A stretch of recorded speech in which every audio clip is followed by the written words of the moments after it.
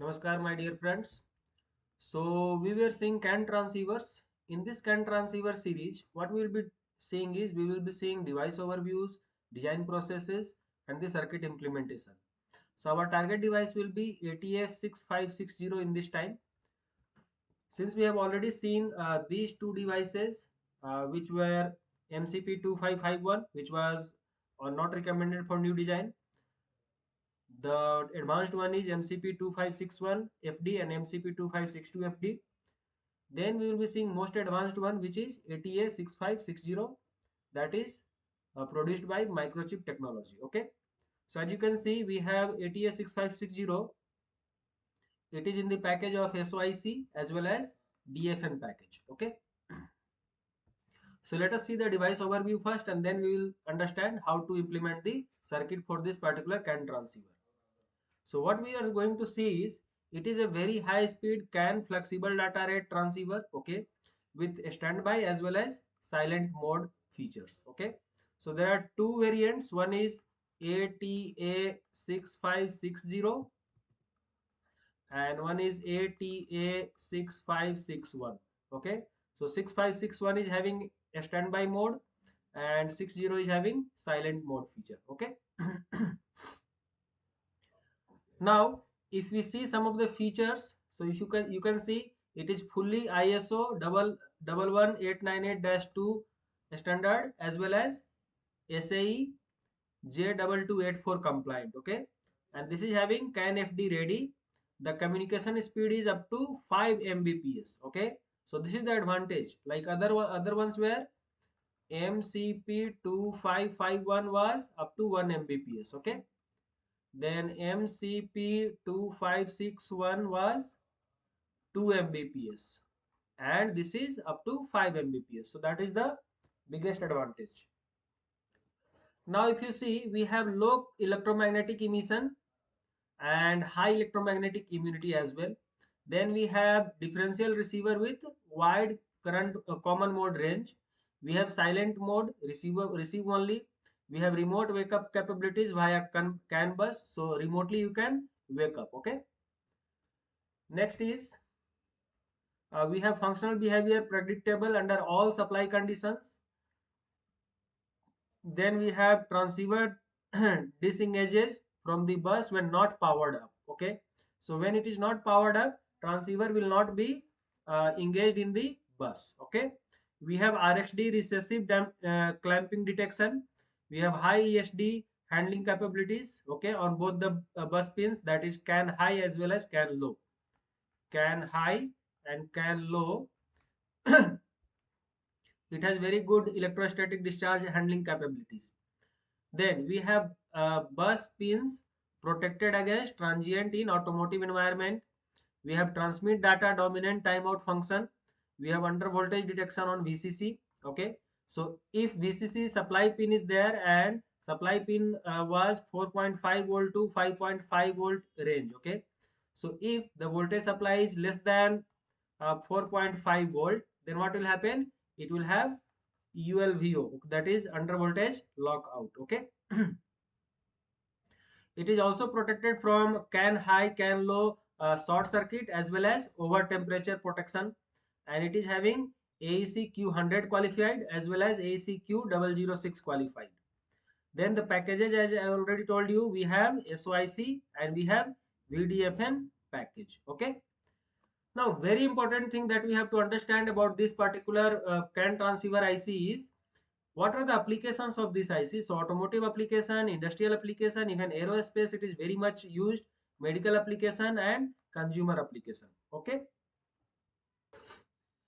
Now if you talk about the block diagram, so what we see in the block diagram is all the pins are there, like IO pins are there, then VCC pin is there, and we have CAN high, CAN low bus pins, then we have ground pin, we have receive data output, we have NSIL pin that I'll explain you, we have standby mode pin and TXD pin. Okay, so if you see, we have the available packages, that is ATA6560. It is available in SOIC package as well as DFN package. Okay, similar to that, we have ATA6561 package which is having SOIC package as well as VDFN package. So let us try to understand the pin definitions, like what are these pins and what is their functionalities. Okay, so if you talk about the pin definition, we will be concentrating on 6560 only with SOIC package. So if you see pin number 1, so pin number 1 is TXD pin, which is transmit data input pin. We have pin number 2, which is GND, that is ground supply pin, and VCC, that is voltage supply pin, that is pin number 3.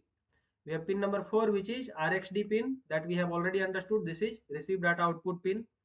Then we don't have IO pin in this ATA6560.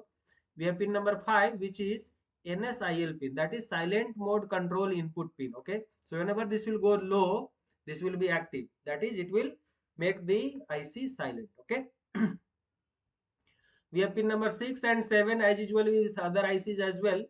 So we have CAN low and CAN high bus, and then pin number 8, which is standby mode, which will be standby mode control input.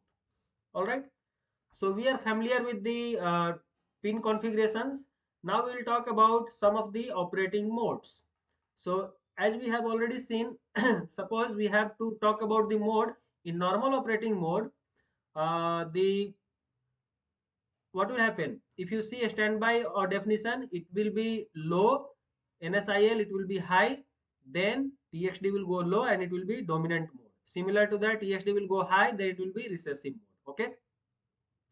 So first of all, you have to understand the standby pin must be low, the NSIL pin must be high, then only this will be in normal mode. Okay. And if you are working in dominant mode, that time TXD will be low, and if you are working in recessive mode, that time TXD pin will be high. Now let us talk about some of the application circuit that is given in the datasheet itself. So in the datasheet, if you see, we have ATA6560 typical application. So let us say we have PIC microcontroller that we are working on. Basically we are working on DS PIC. Okay. So in DS PIC microcontroller, we will be having VDD pin. So let's say 3.3 volt we have supplied. So same supply voltage. Sorry. What we will do is, this is a VDD pin which is supplied with 5 volt supply. Okay. So 5 volt supply is given to VCC. And standby mode is connected with one of the GPIO. So this is my GPIO. This is one more GPIO. And this is my CAN TX, that is CAN transmit, and this is CAN receive. Okay, of the microcontroller, and this is connected to TXD pin and RxD pin.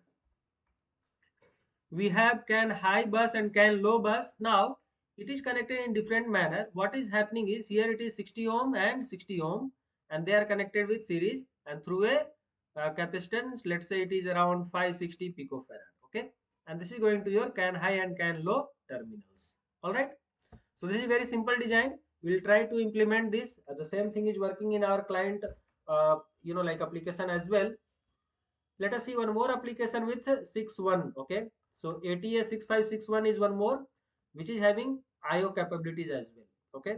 So let us say you have VIO with 3.3 volt and VCC I will be giving 5 volt separately. Okay. Now same way standby pin will be having one of the GPIO, and CAN TX is this one, CAN TX as well as CAN RX. Okay. From the microcontroller CAN interface. And then similar to that, CAN high and CAN low, it is going to your 60 ohm, 60 ohm, and then let's say 560 picofarad, and this is how it is going to CAN high and CAN low to the terminal output. Okay. Now before implementing this particular circuit in our application, we'll try to understand what is the absolute rating of this particular IC and some of the electrical characteristics. Then we'll try to understand the implementation. Okay. So let us see from the data sheet. If you see, this is very easy. It is told that the DC values of CAN high and CAN low maximum ratings are -27 volt to +42 volt. Then transients capabilities are -150 voltage to 100 volt. DC voltage on all other pins are -0.3 volt to plus 5.5 volt. If you see ESD, according to IBEE CAN CMC, CAN EMC test specification, okay. So if you see ESD is, this is the, like a specification for ESD standards, that is IEC 61000-4-2, okay. So based on that it is plus minus 8 kV, and similar to that human body model, it is having plus minus 6 kV, okay. If you see same way human body model with another version, this is having plus minus 4 kV. So similar to that, other absolute maximum ratings are there, and you already know the junction temperature is minus 40 degree to 150 degree, okay. Now let us talk about some of the electrical characteristics based on which we will be working on. So the supply voltage, as I already mentioned, we have VCC pin, that is minimum 4.5 volt to maximum 5.5 volt. So we'll be working with 5 volt supply, okay. Similar to that, if you see supply current in normal mode, this will be maximum 5 milliampere, okay. So supply current in normal mode has been reduced direct, like drastically compared to other previous transceivers that we have discussed in our session, okay. So this is the biggest advantage. Now if you talk about supply current in a standby mode, so in that case, if we see a standby mode, the current consumption is very less, which is 12 microampere only. And similar to that, we have under voltage detection threshold, that is 4.5 volt maximum and 2.5 volt 75 volt minimum. So if my input voltage maximum is 4.5 volt or less, then it will go to under voltage lockout, that is the IC will be locked, it won't be working, okay. So similar to that, we have IO specifications also. So IO specification, it is working from 2.8 volt to 5.5 volt. So the best applications with MCU IOs level 3.3 volt and 5 volt is more recommended, okay. So if you have IO level of 3.3 volt or 5 volt, then you can utilize these IO pins for your application, and this is only applicable in ATS 6561 that we are not right now trying to take up. Now let us talk about how you can order the particular ICs for your applications, okay. So you can see we have GA, that is 8 lead SOIC, and GB, that is 8 lead VDFN package, okay. Then we have Q, that is 300 mm. These are like packaging informations and all. Now we have only two devices. One is ATS 6560 and another one is ATS 6561, okay. Now in that case, what is my recommendation is, we have taken up ATS 6560 GAQW, okay. So this is the IC that we are going to use, all right. And if you want to utilize with your yes, VIO pin, then ATS 6561 GAQW, that is this one. So these two part numbers you can utilize for your application that we will be showing it here, okay. Now let us try to understand how we can implement this particular circuit in our application. So this is the ready-made, like solution that we have implemented in our circuit. So this CAN RX is the pin which is going to MCU CAN interface and CAN TX. So CAN RX and CAN TX is going to your microcontroller CAN interface, okay. RA9 and RA10 are the GPIOs pin of MCU. So RA9 will be going to NSIL pin. So basically NSIL will be active whenever this will go low. So right now by default I'll keep it high so that it will not be like NSIL controlled, silent mode control. And then RA10 will be made always low so that it will not be in standby mode. Whenever you want, you can make it high to keep the IC in standby mode.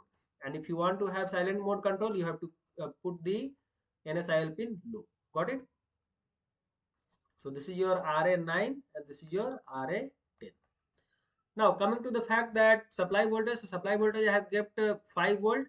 You want, you can put additional capacitor of around 10 microfarad, okay, and keep the minimum rating of 5 volt capacitor. So it is 10 microfarad with minimum 16 volt you keep rating, or 25 volt, okay. not less than 16 volt at all.